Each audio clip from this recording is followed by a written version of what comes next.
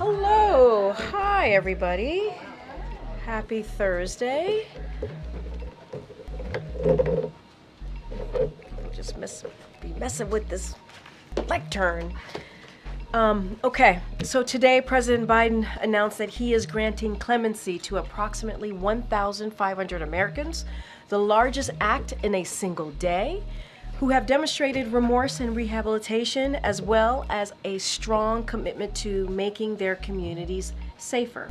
The president is commuting the sentences of 1,500 individuals who were placed on home confinement during the COVID-19 pandemic and who have successfully reintegrated into their families and communities.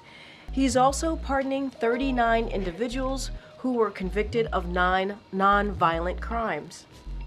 The Americans receiving relief today include a decorated military veteran, a nurse who has led response for a number of natural disasters, and an addiction counselor who volunteers his time to help young people. That's just to name a few. Today's actions build on the president's record of criminal justice reform to help reunite families, strengthen communities, and reintegrate individuals back into society. The president has issued more sentence commutations at this point in his presidency than any of his recent predecessors at the same point in their first terms. He's also the first president ever to issue categorical pardons to individuals convicted of simple use and possession of marijuana, and to former LGBTQI plus service members convicted because of their sexual orientation. As the president has said before, America was founded on the premise of second chances. For far too long, our criminal justice system has closed doors of opportunity for too many people who should have the chance to once again participate in daily life and contribute to their communities. And as the president said in his statement, he will take more steps in the weeks ahead. He and his team will continue reviewing clemency petitions to advance equal justice under the law, promote public safety, support rehab and reentry, and provide meaningful second chances. And with that, I have my colleague here from the National Security Council, Admiral Kirby, to talk about foreign policy news of the day.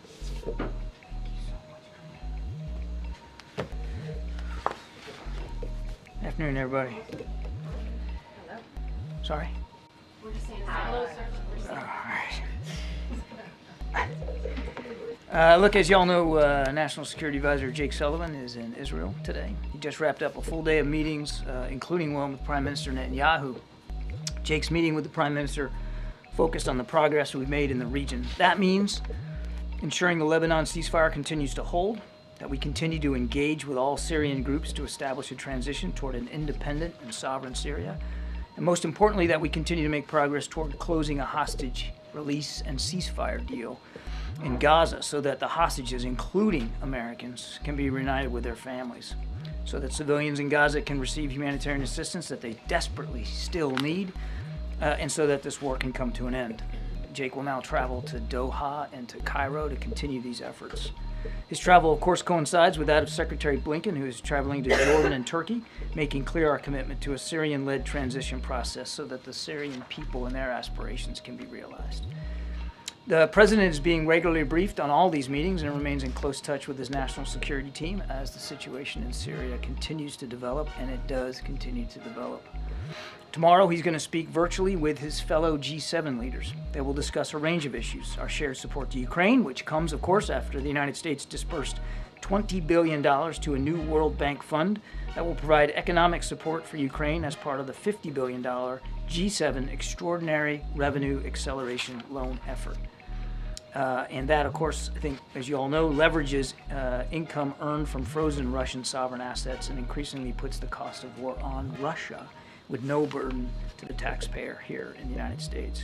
We're going to continue to explore ways to make maximum use of those assets, by the way. And I'd note that also today the president approved a new security assistance package for Ukraine that will provide them with additional air defense, artillery, drones, and armored vehicles. It's the 72nd such drawdown package announced by the United States, and as the president made clear, we're going to continue to provide additional packages right up to the end of this administration. I think G7 leaders can also be expected to discuss ongoing developments in the Middle East, of course, how we're helping Israel defend itself against active threats, and how we're all working towards that Syrian-led process we talked about. Now, I'd also be remiss if I didn't just take a moment to highlight an important milestone in our efforts to keep faith with Afghan allies. As of today, the State Department has issued 76,000 special immigrant visas for Afghan partners and their families, surpassing the number of SIVs issued by all previous administrations combined since the program began back in 2009. They did this by surging staff, by leveraging new technology, by consolidating some cumbersome processing steps, and working hard to verify in better ways applicants' employment status. And of course, we've requested from Congress more visa numbers so that we can continue to do that. Now, finally, I just want to add a few comments on the reports of drone activity here on the East Coast, particularly in and around New Jersey. We have no evidence at this time that the reported drone sightings pose a national security or a public safety threat, or have a foreign nexus. The Department of Homeland Security and the FBI are investigating these sightings, and they're working closely with state and local law enforcement to provide resources using numerous detection methods to better understand their origin. Using very sophisticated electronic detection technologies provided by federal authorities, we have not been able to, and neither have state or local law enforcement authorities, corroborate any of the reported visual sightings. To the contrary, upon review of available imagery, it appears that many of the reported sightings are actually manned aircraft that are being operated lawfully. The United States Coast Guard is providing support to the state of New Jersey and has confirmed that there is no evidence of any foreign-based involvement from coastal vessels. And importantly, there are no reported or confirmed drone sightings in any restricted airspace. Now, that said, we certainly take seriously the threat that can be posed by unmanned aircraft systems, which is why law enforcement and other agencies continue to support New Jersey and investigate the reports, even though they have uncovered no malicious activity or intent at this particular stage. While there is no known malicious activity occurring, the reported sightings there do, however, highlight a gap in authorities. And so we urge Congress to pass important legislation that will extend and expand existing counter-drone authorities so that we are better prepared to identify and mitigate any potential threats to airports or other critical infrastructure, and so that state and local authorities are provided all the tools that they need to respond to such threats as well. Now, tomorrow, there's a little thing called the Army-Navy game. We wish both sides a good game. We thank them for their service now, of course, at these service academies, and for their service in the future. We don't officially take sides here at the National Security Council, but go Navy, beat Army. Thank you, Admiral. Good luck. What is the White House reaction to President Xi being invited to President-elect Trump's inauguration next month? Well, it's going to be up to President-elect Trump to decide who's going to sit with him there at the inauguration, who's going to be there. We've worked really hard on this most consequential of bilateral relationships. The President met with Xi Jinping a number of times, including recently, and as you know, at APEC. And we believe that as we get ready to turn over things to the Trump team, that we're turning over a U.S.-China relationship that is in better shape than the one we found it in. That doesn't mean that we don't have disagreements. We do, and we will, and I'm sure they will too. But we're working hard on this relationship, and we'll do that right to the end. Did President Biden invite any foreign leaders to his inauguration in 2021? Oh, geez, I don't know. I'd have to take that question. I don't know. One other question about Travis Timmerman. Was the U.S. aware that he was missing and being detained in Syria before this week? I am not aware of any indication that we had that this gentleman was in Syria. I want to remind that we are just getting word of this, and we're trying to confirm his identity at this point. So the State Department is working hard on that right now.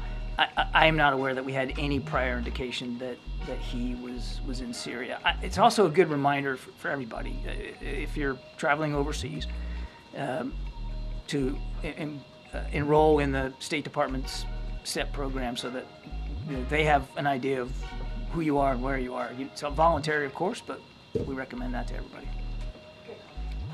Thank you. So regarding Travis Timmerman, have there been any other I don't know, have there been any other Americans or people who have been saying that they're American uncovered in detention following what the events in Syria? And then regarding Americans, do you have any updates on Austin Tice? On your first question, not that I'm aware of. On your second question, we don't have any additional context or information about Austin since the events of the weekend in Syria. But we are working very, very hard. And as we've said in the past, we hope that developments in Syria could lead to some opportunities and some more information. But right now, we don't have anything.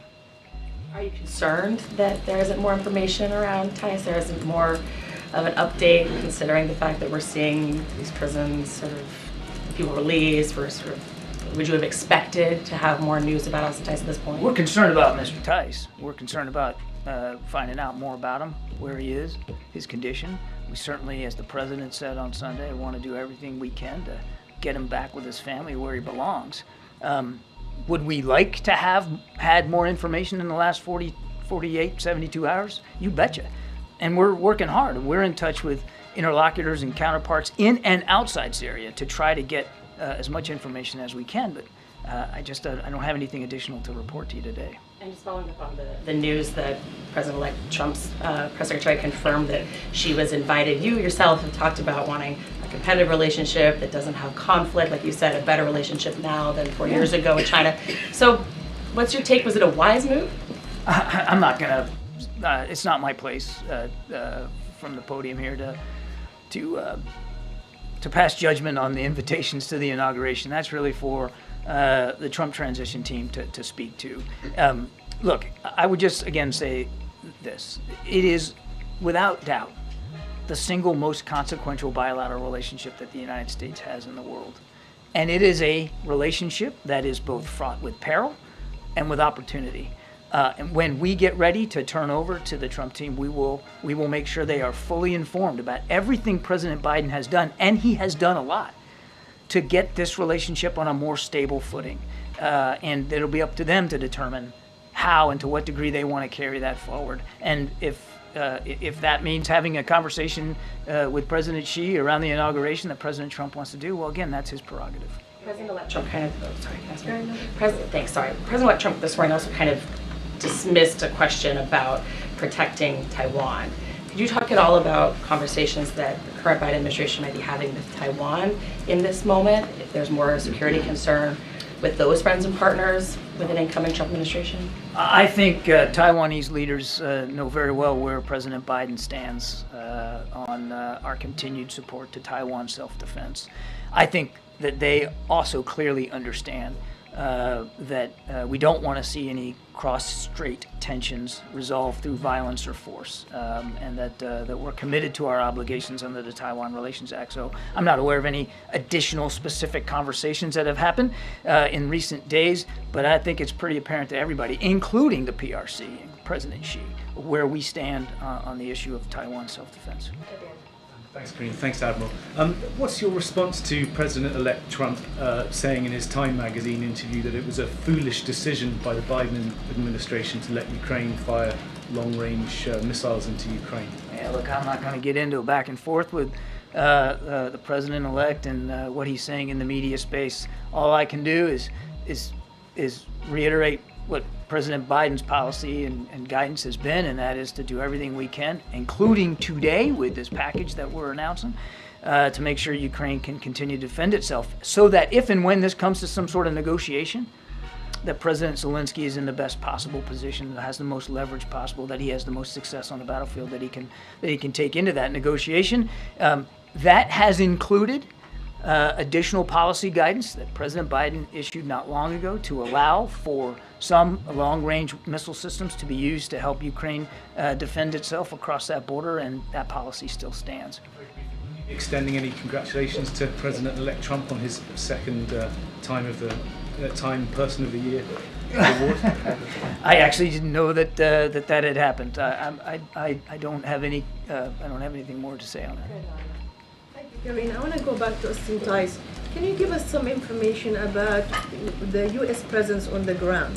Who's there to secure his release? Because it seems to be like it's a battle between journalists we're trying to reach to any American prisoners there. And this is what happened this morning. Let's not get ahead of where we are right now. Two things. One, U.S. military presence in Syria is predominantly in the east, and it's designed solely to help us with the counter-ISIS missions. And we're working with the Syrian Democratic Forces to that end. That's why they're there, and that's the only reason that they're there. We don't have enough information right now about Mr. Tice and his whereabouts and his condition to develop any kind of policy options in terms of getting him home. So let's just not get ahead of where we are right now. Right now, we're really trying, and we hope that developments in Syria will give us the opportunity to glean more information. Sorry, I just want to follow on this. So you're saying that there's no FBI agent, there is nobody from the hostage departments that the U.S. was dealing, who's on the ground now in Syria? Because I'm aware of the Hostage Aid. It's an organization that's trying to find all hostages all over, American hostages. They are on the ground. And there are journalists, including my station, who are actually the first station to reach Mr. Trevor this morning. The work that we're doing, the presence that we have in Syria is largely around counterterrorism missions. Again, I don't have policy options to speak to right now about finding and retrieving Mr. Tice. We just don't have enough information at this point. Because of these, you have called on the Israelis many times from this podium to make sure they avoid civilian casualties and aid workers who've been working in Gaza. In the last week, every single day, there's at least 50 civilians have been killed, including entire families, and 34 aid workers. So has your message gone on deaf ears, or are you following up with what's happening there? How is civilians are being killed every single day, and we don't hear much about it? We talk to the Israelis almost every day about their operations and about how we want to see them be more careful and minimize civilian casualties. And my goodness, Jake Sullivan, our national security advisor, is in Israel today.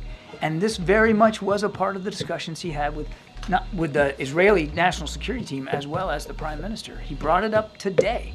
Secretary Blinken is in the region. I have no doubt that he'll be bringing it up as well. John, two questions. One on Afghanistan. If you have any thoughts on the death of the Taliban minister Khalil Rahman Haqqani in a suicide bombing claimed by a regional Islamic State affiliate? I think, look, we're just getting information about this. I think it's a little too soon for me to make a comment. The only thing I would say is that we recognize, and we said so at the time, that there was still an ISIS threat inside Afghanistan, and clearly they have set their sights on the Taliban, but I don't really have anything more to say on that.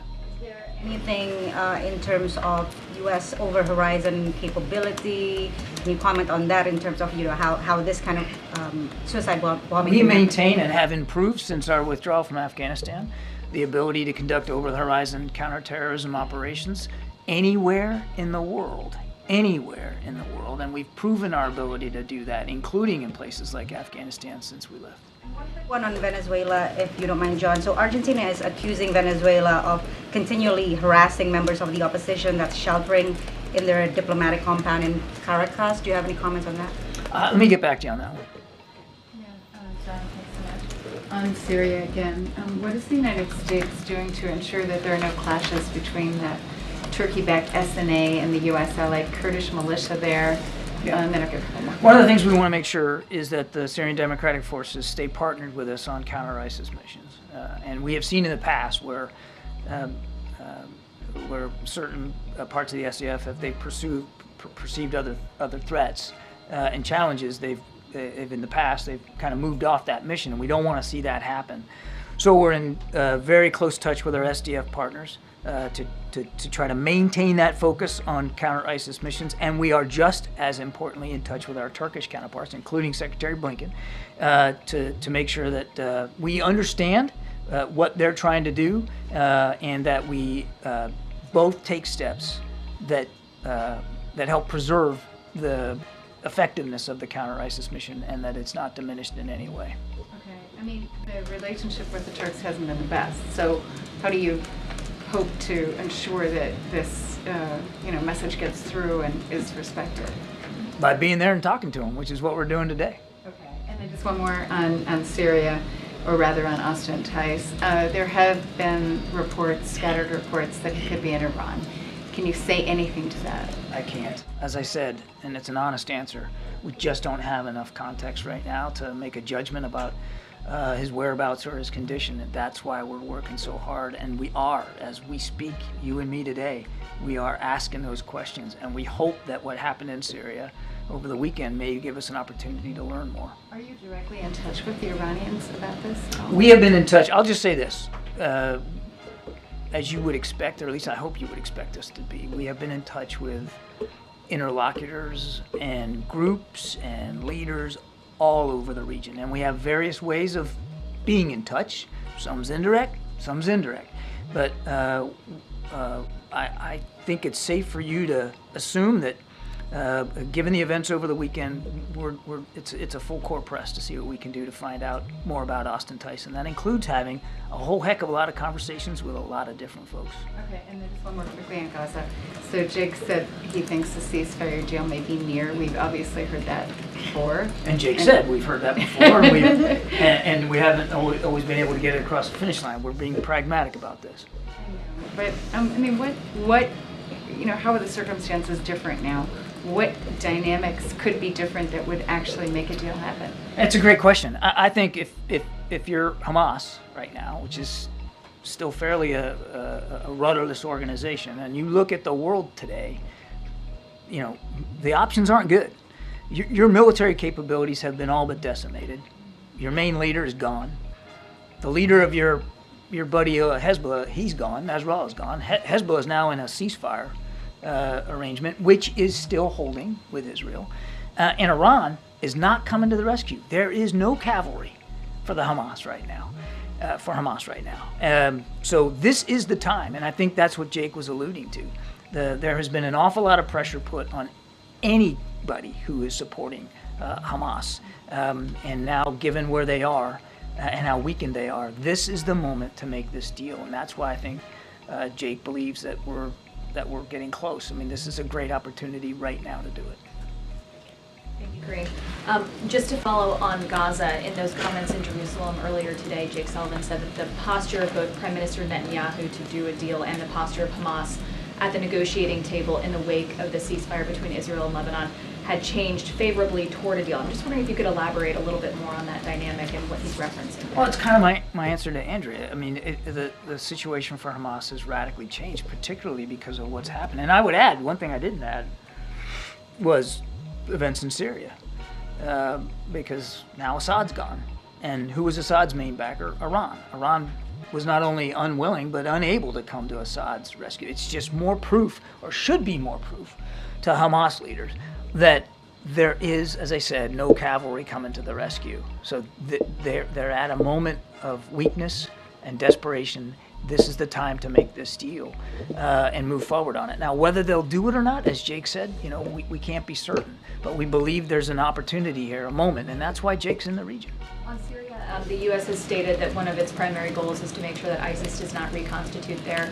In the days since the Assad regime has fallen, have you seen any information or any intelligence about cells or larger groups that are trying to exploit this opening? I'm not going to get into too much on the intel side. I'll just tell you that we're watching this real closely, and that is a risk, that is a worry, that ISIS, this is a group that loves ungoverned space, and you can expect, we have to expect, that they're going to look at what's happening here with the fall of Assad, and now Russia or Iran not coming to the rescue, Russia now also not coming to the rescue, and Russia's worried about their own presence in Syria and how that's going to look. You would expect that a group like ISIS would try to exploit that. So we're watching it closely. I don't have any, again, additional intelligence indicators to speak to today, but it is something we're laser focused on. And then just broadly on foreign policy, there is only one president at a time, but we've seen the president-elect wade into his preference for what the U.S. does or doesn't do in Syria, the U.S. approach to Ukraine, to the Middle East, and now the transition is also, as you guys have said, working hand in glove as you push for a ceasefire in the region there. He's also inviting world leaders to inauguration. Is this having an impact on your foreign policy? No. But I want to go back to your first question, though. The other thing I want to stress on this ISIS thing is that is why, and the president said this Sunday, the concerns about ISIS is exactly why that mission in Syria, the U.S. military mission, and the partnership with the SDF is so important, and why we want to see it continue. Two questions, one on Bangladesh, then on India. On Bangladesh, over the past few weeks, several Hindu American groups across the country have been holding protest march, one outside the White House over the weekend. They're protesting against the continued killings of Hindus and their temples in Bangladesh after the fall of Sheikh Hasina government. Is the president aware about it? Did he raise this issue when he met his friend and the interim government chief Muhammad Yunus on the sidelines of the UN? We're watching this very, very closely, and the president's following events closely as well. The security situation in Bangladesh has been difficult following the ouster of the former prime minister, and we've been working closely with the interim government to enhance the capability of their law enforcement and security services to deal with the challenge. We've been very clear in our engagement with all Bangladeshi leaders that protection of religious and ethnic minorities is absolutely critical, and the leaders of the interim government have repeatedly committed to providing security to all Bangladeshis, regardless of religion or ethnicity. We want to hold them to that. India, as the president concludes his 4-year term, what do you think are the key achievements of India-US relationship? The president is very proud of the way in which our bilateral relationship with India has transformed during his administration. I mean, we've elevated the Quad now, the Indo-Pacific Quad. I don't know how many meetings he's had now inside the Quad and bilaterally with the Prime Minister. There's an awful lot in our relationship that has improved military-to-military communication and defense security partnerships there in India and in the Indo-Pacific writ large, people-to-people ties, economic ties. I mean, there's been an awful lot. Follow up on India. You mentioned about Quad. What is President's expectations from the coming administration on Quad and other IMEC countries? It's going to be up to the incoming administration. It's going to be up to them to determine how they leverage the Indo-Pacific Quad. We can only speak to the ways President Biden has. The bipartisan support to the India-US relationship. Do I expect? India-US relationship has been a bipartisan support, right? Both the sides are supported. I don't see anything in the future which would indicate a change in that. There has been strong bipartisan support for growing this bilateral relationship, and I would expect that that'll continue. Hey, John. Oh, sorry. Yeah. President-elect Trump last night named a new director for the Voice of America, Kari Lake. Do you think that the president has the authority to name a new director of that news group? I understand that there's. I actually don't. You know what? I think I should take the question because I don't understand enough about the process there to really weigh in on that. So why don't we take that question? Can you just react generally to the fact that this is a nonpartisan agency and Kari Lake is someone who just ran a Senate campaign? Just any reaction to the fact that I'm just not going to get into casting judgments on names that the president-elect is putting forward for various jobs. That is for him and his team to speak to. What I can tell you, President Biden and this entire administration, and that includes me personally, great respect for Voice of America and the work that they do here and around the world. We respect that. They have an editorial independence, which I think is absolutely vital for them to be able to do their job credibly. If you're going to have a name Voice of America on your bumper sticker, then you can expect that certain people around the world may look askance at that. But the fact that they are editorially independent and do good, solid reporting on their own, I think speaks volumes about how valuable they are to making sure that the proper news and context and information gets to audiences around the world. I'm very proud of them. Hi, thanks, Karine. Thanks, John. At the top of your remarks, you talked about the administration's commitment to an independent and sovereign Syria. And of course, Israel has sent its forces into the buffer zone adjacent to the Golan Heights and apparently beyond it. The presence of foreign troops would seem inconsistent with an independent and sovereign Syria. So will the administration pressure its ally to withdraw those troops? We are in discussions with the Israelis, as you might expect us to be, about their operations there inside that buffer zone, and staying in close touch, as Jake did today, with better understanding what their goals and objectives are. I would tell you, I would point you to what they have said, which is this is a temporary measure to deal with exigent circumstances, and we recognize what they recognize, that there are some legitimate threats that they're trying to. Have they given any indication what they mean by temporary, given that they've been, in occupation of the I think Golan I'd Heights point you to the since Israelis to 1967? speak to their military operations. Thanks, Karine.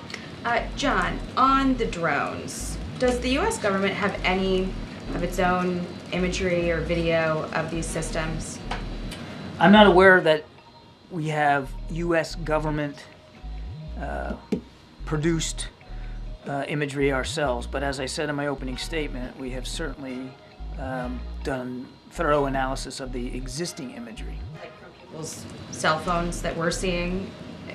Basically, with what you're looking at, how can you credibly tell people that there is no public safety threat, there's no national security threat, that there's no reason to believe that a foreign government is involved?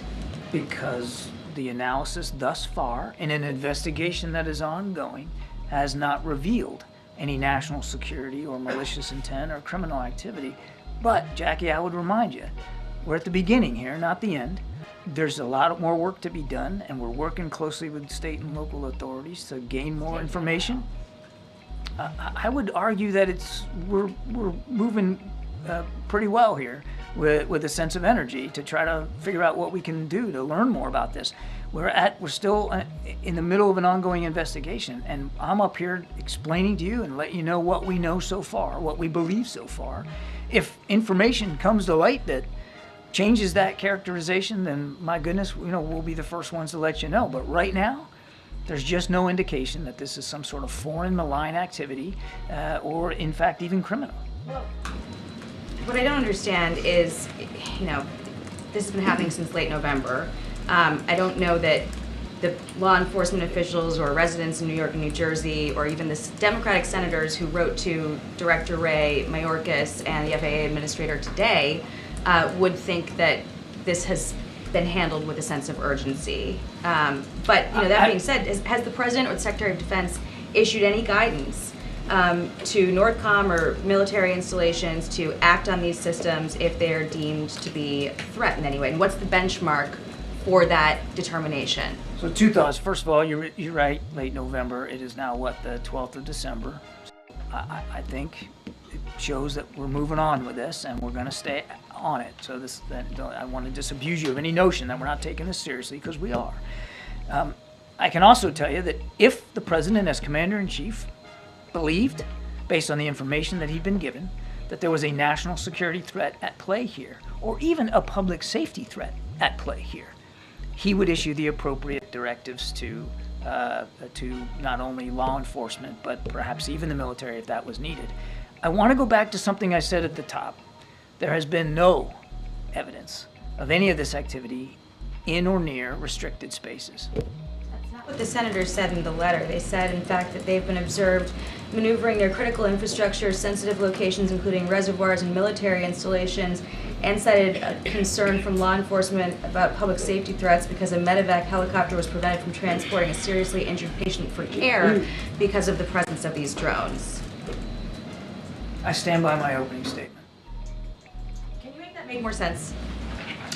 Because I think people in New York and New Jersey see drones the size of an SUV over their house every night and think that that doesn't make any sense. Certainly I understand why people would be looking at this and being concerned about it.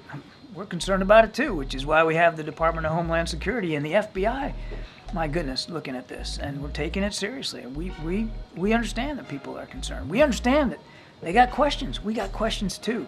And we're working hard to get the answers to that. What I can tell you as we sit here today, at 2:16 in the afternoon on the 12th, is we haven't seen any indication thus far that there's a public safety risk, and we haven't seen. Does the government know what they are?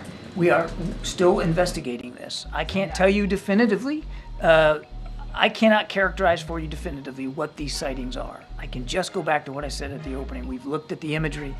We can't corroborate some of the reported sightings through our own expert analysis using sophisticated detection techniques, but that doesn't mean that, we're putting our pen down here this afternoon and calling it a day. We're going to keep at this. What are you doing though? We are continuing to investigate it, as I said in my opening statement, 2 federal agencies, as well as the United States Coast Guard and state and local law enforcement officials, which we are staying in close touch with. Picking up on drones, has it reached a level, or is there a level determined by which the president or the administration, more directly, would prohibit any use of the airspace, since it is regulated, for drones for a period of time to try to figure out who they are and to remove this anxiety that people in the Northeast are feeling? I don't know that we're at a stage right now where we're considering that sort of a policy option. But I can tell you that we're going to keep an open mind here. And I think we're going to, whatever policy options we determine are appropriate will be informed by the investigation. And thus far, in this early stage of the investigation, there's just no national security threat that we see and no public safety risk. So again, you want to be careful that you don't you don't jump to conclusions and you don't jump to policy options that may not be appropriate at this particular stage. But we'll obviously see where it goes, and we'll be informed by investigators. One other topic, with Jake in Israel and issues related to Ukraine and Russia, the Middle East and so forth. With 40 days to go, do you feel that the Biden foreign policy team is in a cooperate with a very vocal president-elect who is talking about these issues to achieve the aims that you have, or do you view it as this is only your negotiation to have, whether it's in Israel, whether it's with Ukraine? Is it coordination, competition? How would you describe? I would say consultation. We are keeping the incoming Trump team fully aware and read in of not only what we're doing, but what we're thinking about doing, so that there's nothing they should see in the public domain, nothing I'm saying here, nothing Jake said in Israel, that would surprise them. We're keeping them fully informed. And has the president or members of this administration asked the president-elect to pull back from public statements or phone calls or anything that might impinge on what you're trying to do? Not that I'm aware of. Final question.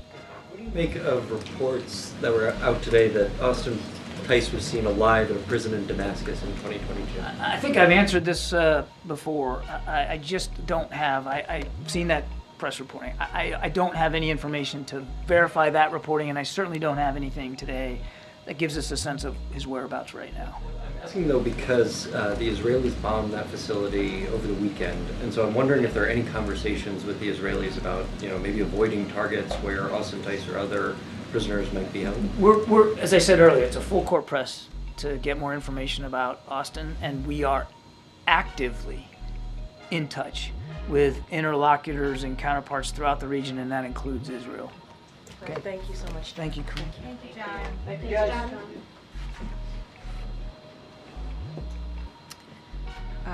Before we continue, I was asked by one of my colleagues to flag Rodney's sweater. The amazing Christmas gear you got going on, sir, and the tie and all of it looks good. Thank you. And I hear that this is a normal thing during this season. Yeah. Okay. All right. This is why he's behind the camera. he's like, no, I meant that nicely. She's right. I meant that really nicely. He's like, please don't talk to me. That's what I meant. I meant don't talk to me. I appreciate you, Rodney. Thank you for what you do. Okay, with that, geez, this is a tough crowd. Colleen. Thank you. So let's see. On the pardons, Yes. I wondered if, there's been a couple categorical pardons, or categorical, I guess, grants of clemency by the president. So I wondered if we could expect more of those sort of categorical pardons, in particular related to the death penalty, which, the president had said during the campaign trail in 2020 he wanted to get rid of, and, I know it's paused, but it isn't gone, and there's, I think, 40 people on federal death row. The president-elect, has made no secret of his desire to continue the death penalty. So, wondering about that. And any other possible categorical ones. Sorry. Yeah, so I will say that during the president's remaining weeks, and he said this in his statement overnight, and I said it at the top as well, that he's going to continue to talk to his team to review any steps that he's going to be taking. He wants to take additional steps, obviously, to provide meaningful second chances. This is what this is all about. When you look at the what the actions that the president not just took today, but over certainly the last 4 years. And so they're going to continue to review clemency petitions, he and his team, in normal course, and certainly they want to further the criminal justice reforms in a manner that advances equity and justice, promotes public safety, supports rehab and reentry, which is all the things that I said at the top, and provides, again, meaningful second chances. So when we have more to share, we certainly will update all of you. But I think if you look at what the president has done over the past 4 years, as I just laid out, granting, in addition to what we announced today, granting 21 pardons, 122 commutations, he has certainly done more than his last 4 predecessor at this point in their first term. And so the president takes this very, very seriously and is going to review all options, and especially, as you stated, clemency petitions as we close out these final few weeks. On pardons still, sure. We had a poll yesterday that just about 2 in 10 Americans approved of President Biden's decision to pardon his son. In particular, they were troubled by the fact that he'd gone back on his word. So I wondered what the president's message is to those Americans. I mean, I just go back to his statement that he put out 12 days ago, I think now, that Sunday. And I think that last paragraph where he talks really, truly directly to the American people about this decision that he's made, obviously as president, as a father. But I would say more broadly, legal experts, you've heard me say this, you've heard from legal experts, specifically an analyst, former U.S. attorneys from across the country who have said, and they have all agreed, no one would be criminally prosecuted with felony offenses with these facts, the underlying facts that we have certainly have gone back and forth on. And I have quoted many times, and I'll do this again, the former Attorney General Eric Holder, who said no U.S. attorney would have charged this case given the underlying facts. Had his name been Joe Smith, the resolution would have been fundamentally and more fairly a declination, pardon warranted. And so I think the actions that the president took today, the actions that he's taken over the last 4 years when it comes to clemency, I think shows the president's commitment when it comes to trying to reform the criminal justice system, and obviously his commitment to that, but also giving people a second chance. And so, I think that as it relates to the American people, I think that I understand that you had this poll, and I get that, but I hope that they will understand the decision that he made, and what he's going to continue to do in these closing weeks as president. Do you think he should apologize based on what the polling found? What I think is, I think the president hopes that the American people hear him out. Again, going to that last part of his statement, and I feel that I should continue to reiterate that the American people out there should take a look at the president's own words, his statement, how much he wrestled with that decision, and how circumstances did indeed change for him in his view. And I quoted many times what Congressman Clyburn said when he spoke to the president 2 weeks prior, how the president was indeed reticent in making this decision. And when he saw that Republicans weren't going to let up, when we talked about the recently announced Trump appointees for law enforcement who have said themselves that they were going to seek retribution, and there was no reason to not take them by their word. The sentencing was coming up. All of these pieces certainly led to circumstances changing, and so he made a very difficult decision. And I just hope that in time, in due time, the American people will see why he made this decision to move forward. In the meantime, I think this announcement, the statement from the president, this announcement today that we're making, nearly 1,500 people getting their commutation. I think it's important. I think it's important about second chances, giving people second chances, and so that's what the president certainly is going to continue to focus on. Different than commuting a sentence, though, or pardoning someone who's been convicted of a crime. There was conversation at one point about the idea of preemptive pardons, for someone who hasn't been convicted yet, but who might be a target the incoming Trump administration. Is that still on the table? I'm not going to get ahead of the president. As I said, we'll have more. The president will have more to announce over the upcoming weeks as we close out our time here. I'm not going to get into the president's thinking. He's going to have conversations with his team. He's going to review clemency petitions. He's going to review options on the table, and so that's where I'm going to leave it. And I think 1,500 individuals, as you all know, who were placed on home confinement during the COVID-19 pandemic, and who have successfully reintegrated into their families and communities, and also pardoning 39 individuals, is a big deal. I think it's important to those individuals and their families and their communities. As I've said, they've reintegrated into those really important pieces of their lives. And I think that's really important. And just building on what the president has done over the past 4 years. And I think today, I think it's a good day for many of those folks who deserve that second chance and who have proven to be able to take that on. Absolutely. Yeah. Some of the names that have been floated around preemptive pardon solutions, it would just be such an unusual, extraordinary step. We talked about in the news, we've seen Liz Cheney, Dr. Fauci.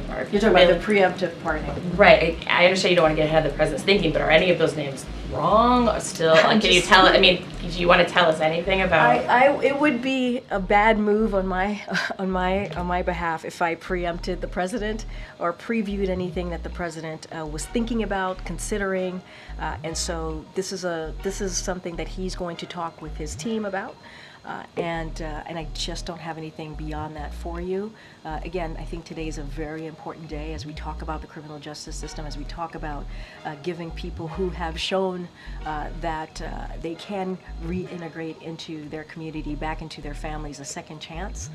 I think that's a big deal, and I think that shows the president's commitment to this.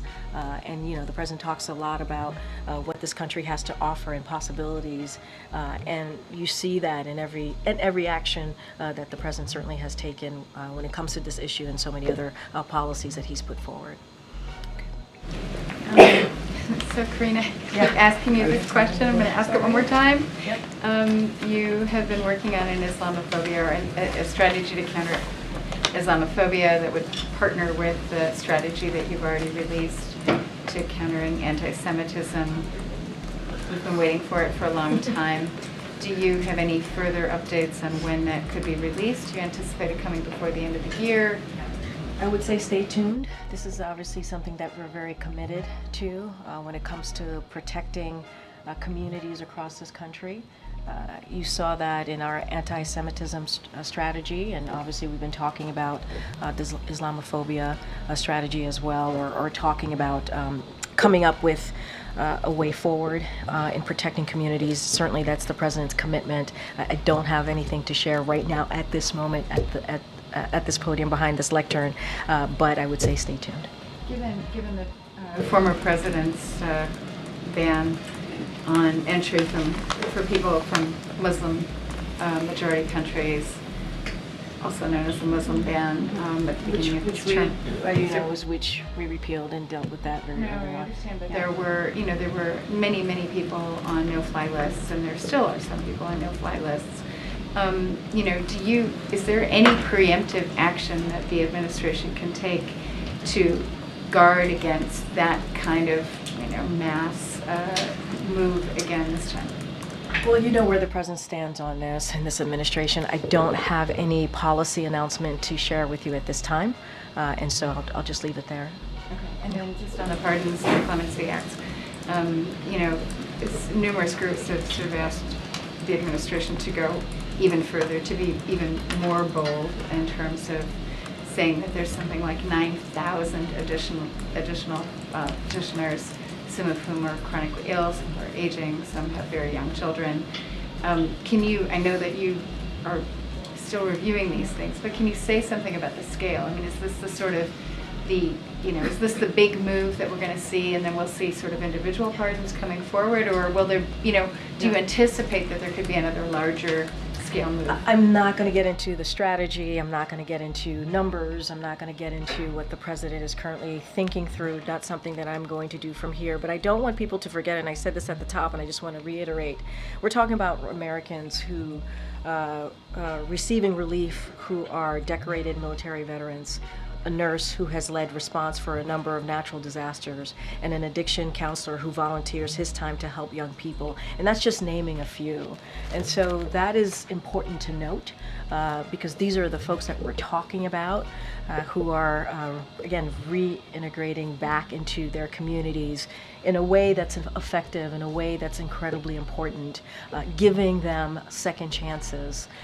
And let's not forget all of the other ways that the president has been able to give second chances to Americans over the past almost 4 years when he's made these types of important decisions. So I'm not going to preview, I'm not going to get ahead of this president. It would not be wise for me to do so because he has to make those final decisions, and he has to review what's in front of him with his team. And I just want one more real quick one. There's an anniversary coming up on Saturday for the Sandy Hook shooting, and I know that this is something that's very near and dear to the president. Obviously, yeah. Is he planning any kind of action or statement? So don't have anything for you. As you know, we think during his presidency, I think over the past couple of years, even before his presidency, he's spoken to this day, this tragic day. And you're right, this is, when it comes to Sandy Hook and any devastating, horrific events like we saw on that day, and you know, the president has always spoken out to it. This is a president that understands loss, understands what that means to a family, understands what that means to a community. And Sandy Hook was one of those moments that tore us apart. I think if you think about that moment, and I think if you are just a human, and you remember that day, it is a heartbreaking moment. And obviously our hearts go out to the families and certainly their loved ones who are still dealing with, every year, dealing with a difficult moment, a difficult anniversary. And so I know the president thinks about them almost every day. And I don't have anything to read out to you on how we're going to be acknowledging that day, but I'm sure you'll be continuing to hear from this president. Thank you. Thank you. You talk about the clemency actions as historic, the big deal, as you called them earlier, and the real relief that is being brought to human individuals by the actions the president has taken. So in terms of sequencing, how did he come to the decision to pardon his son before these individuals? So I think we've gone back and forth on how he made that decision. The president obviously put, as I said, the president put a statement out 12 days ago, made that decision over that weekend. It was a decision that he wrestled with. I think we've talked about the politics around this, the decision that he made. He put out a pretty comprehensive statement. I've mentioned Congressman Clyburn's, his own words saying that the president, even 2 weeks before he had made that decision, was reticent in doing so, and he wrestled this. And as I've said many times, for him there were consequences that changed his decision. I just laid that out moments ago. This action pending for thousands of individuals. Why not bring the relief to them before? I mean, and I was about to get to your question. This is what you see today. That was far from this being his first, right? I think we can't forget that. His first pardon or act of clemency. He has issued more, we cannot forget this, more sentence commutations at this point in his presidency than any other recent predecessors at the same point of their first term. And I talked about what he was able to do in April when he issued historic categorical pardons as well to address marijuana possession convictions and military convictions in the LGBTQ plus community. These are actions that this president has taken. And again, today is historic, but he has been taking these types of actions for some time now. This is far from the first pardon that the president has taken. We've gone back and forth. I've laid out what the president's thinking. He has talked about it directly in a statement in his own voice to all of you about 12 days ago. And so I don't have anything beyond that, but we can't look at today as being only the first action that he's taken. He's taken many actions to try and deal with giving an opportunity to people who have shown that they deserve a second chance, giving them opportunity to have that second chance. Anita Dunn, who was for a very long time the senior-most communications aide here at the White House, has been very critical of the president's decision to pardon his son. She called it extraordinarily bad timing. She said it was clear that the White House was not part of this process. And she called the president's rationale an attack on the judicial system. She goes, "The argument is one that I think many observers are concerned about. A president who ran to restore the rule of law, who has upheld the rule of law, who has really defended the rule of law, kind of saying, well, maybe not right now." How would you respond to that? I will respond in this way. She also agreed that Hunter Biden, and I quote, absolutely deserved a pardon. The deserved a pardon is her own words. So she supported that action. And I don't want to take away the record that the president has made on providing the most individual commutations in a single day, and I think that matters. And he'll certainly have more news to share in this area, in the clemency space, obviously in the near future, and we'll have more to share and certainly more to speak to. Was she right that the White House was boxed out of the process? What I can say is that I would obviously continue to refer you to the president's statement 12 days ago. He laid out his thought process, I think, in a very comprehensive way.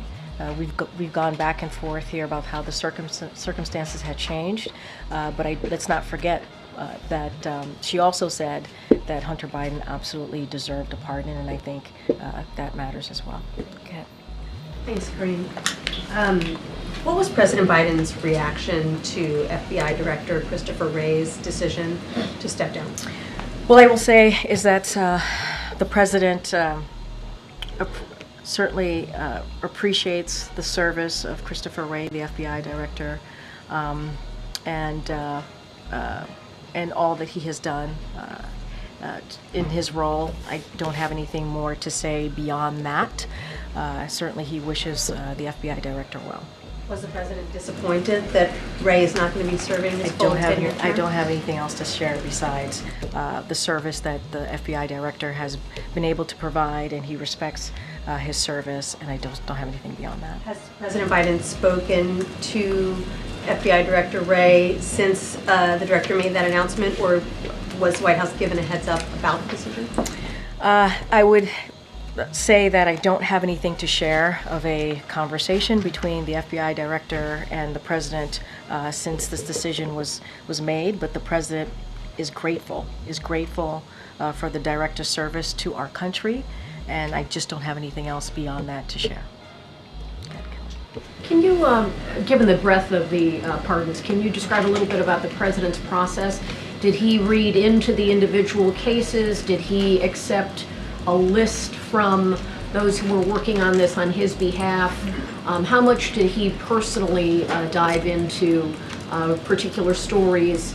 And did he decline on any of the ones brought to him for this time, or was it sort of a big package presented to the president? So I'm not going to go into step by step of this process. What I can say is this is a president who certainly takes this very seriously, understands the importance of when an individual is able to show that they can reconnect with their community, reconnect with their family, be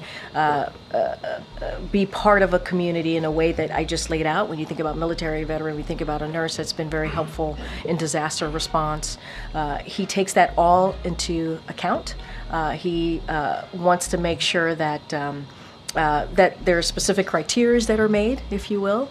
In this case, the Bureau of Prisons obviously was very involved in looking at. When I say very involved, when they made the decision on the home confinement of these folks, and so obviously that is a big part of it too. And look, they've all just demonstrated good behavior. Have shown that incarceration and at-home confinement has been successful in their rehabilitation. And those are all important criteria to look at.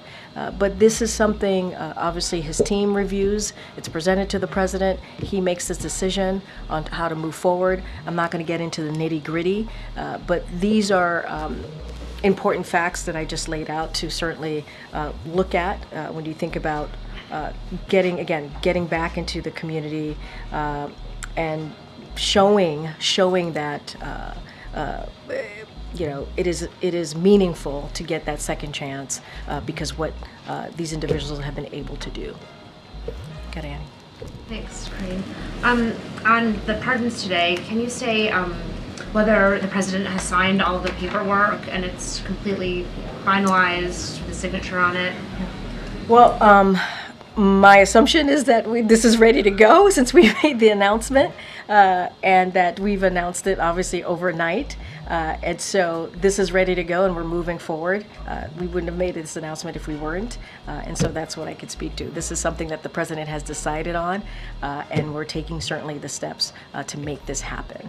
And would you be able to say sort of precisely when he signed it? Or maybe I don't have specifics on signature, when it was signed, how the process even works. I know that we just made an announcement, obviously, overnight on this really, this granting clemency of nearly 1,500 people. I think that's a big deal. 39 individuals were certainly pardoned who were convicted of nonviolent crimes, and I think this is important to just not forget, but I don't have the specifics of the process or how it works, but obviously it's out there and we're moving forward with it. And then one other thing, you had been asked several times about whether Hunter Biden would receive a pardon and responded to that question. Yeah. In that vein, can you tell me whether the president is considering a pardon for his son, James Biden? Look, what I can speak to is the president made that decision, right, about Hunter Biden. He put it in his own words. I don't have anything to share beyond that. What I can say is not that I'm aware of, but I just don't have anything else beyond that. And the president certainly is going to, more broadly speaking, as we move forward to the next couple of weeks, he obviously is going to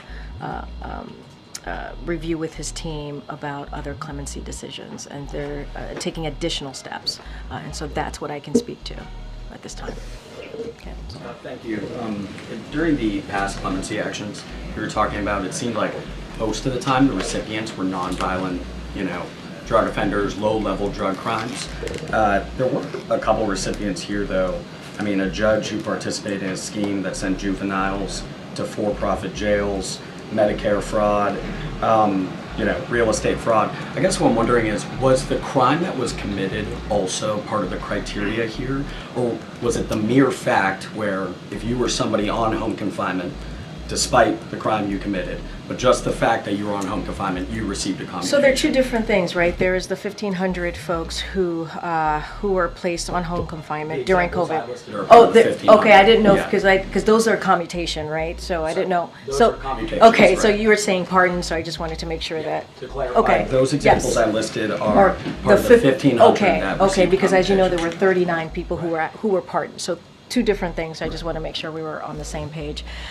So this is definitely related to the home confinement for COVID. Let's not forget there was the CARE Act of 2020, right? This is all connected certainly to that, and those are the individuals who had home confinement and they successfully reintegrated into their families, into their communities, and that's the group of people, that category, if you will, that we were looking at. But Yeah. like if just the fact that they were on home confinement, they received a commutation here. No.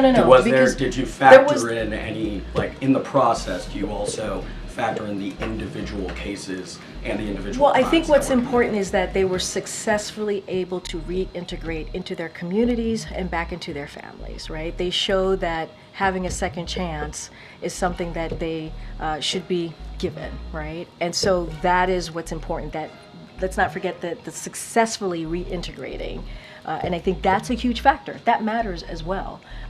The home confinement, obviously, that's the category that they were in during that CARE Act of 2020. As you know, there was a decision because of COVID-19 pandemic to move forward back in 2020 before the president was obviously in office. And these folks, this 1,500 that we're talking about, the nearly 1,500, were able to successfully reintegrate. And I think that's a criteria that we can't forget, and that's a criteria criteria that's incredibly important here as the president made his decision. And to follow up on, I think, Kelly's question, just, I know you don't want to go step by step in the process, but can we say accurately that the president reviewed, looked at any of these applications? What I can say is this president made this decision. This is the president that made the decision to move forward on this. What was his involvement, though? Did they present him the applications? I and he mean, said obviously yes, the or- president was presented from his team granting the clemency, right, of these approximately 1,500 Americans and also the 39 that he pardoned. He was presented that by his team, and he made the decision. This would not have happened. We cannot forget, this would not have happened if the president didn't sign off on it, if the president didn't decide to move forward. And we can't forget what the president has done. We're talking about, let's not forget the past. Yes, we're talking about today, but we can't forget the president has also done 122 commutations, 21 pardons before this. We can't forget that the president issued categorical pardons for LGBTQ plus service members convicted because of their sexual orientation or identity, gender identity, and individuals charged with simply possession of marijuana. And he just did that back in April. So the president has certainly taken action to show the importance of giving Americans second chances, and this is a continuation. This is not just a one-day thing. This is a continuation of the president taking clemency and giving people second chances very, very seriously, and understanding how much that means to families and certainly communities. Okay. Has the president called any of the people he granted pardons to? Do you have anything to read out on No, that front? it's a good question. I don't have anything to read out on the president calling any of the nearly 1,500 people or 39 folks that he was able to pardon today. I just don't have anything to share. And is he planning a farewell address at some point? Is there something in the works? Do you know where it might be, when it might be? So I don't. We'll certainly have more to share. What the last couple of weeks, last couple of days of the president's administration would look like, if he's going to be giving any big speeches or giving any important remarks as he ends his presidency. I don't have anything right now in this moment, but I would say stay tuned. We'll have a lot more to share as to what January post-holiday will look like. Go ahead. Go ahead. I know I was supposed to call you. I didn't. Thank you. Back to Austin Tice. Okay. With sure. apologies. No apologies. That's an important. No, it's important. No apologies. So I believe it was last Friday when the family of Austin Tice said that they had spoken to officials here at the White House. Yeah, they met with National Security Advisor Jake Sullivan at the end of last week. Yes. And then they had a statement at the National Press Club where they said that they had been told from a reliable source, we assume Sullivan, that Austin was alive and that he was being treated well. Yeah. So now we don't know any of that. So where did they get that information? So look, I'm going to let the family speak for themselves. I can't even imagine what they're going through. I don't want to imagine what they're going through. I know this has been a difficult time for them. But what I can say is when it comes to Austin Tice, this is a top priority for this president. He said that himself. And there is no indication that he is not alive, but there's also no indication about his location or condition. And so what our goal is to bring him home. And so we hope certainly that he is alive, and as we have stated many times before, we are talking through this with the Turks, and we want to do everything that we can to bring him home. It is a top priority for this president and this administration, and that's how we're going to continue to move forward on this. All right, everybody. Will there be further meetings between now and the end of Well, this as you know, administration? this administration, including the National Security Advisor, Jake Sullivan, has met with many family members of Americans who are wrongfully detained, held hostage. That is something, and also the president has done this as well. National Security Advisor, as I just mentioned, just met with Austin Tice's family just this past week, and so we're going to continue to certainly stay engaged and in touch. I don't have any meetings to preview for you at this time, but we've been pretty consistent in staying in touch with these families. Again, our hearts go out to them. Our hearts go out to them as they are dealing with an incredibly, incredibly difficult time. All right, thanks everybody. Thank you.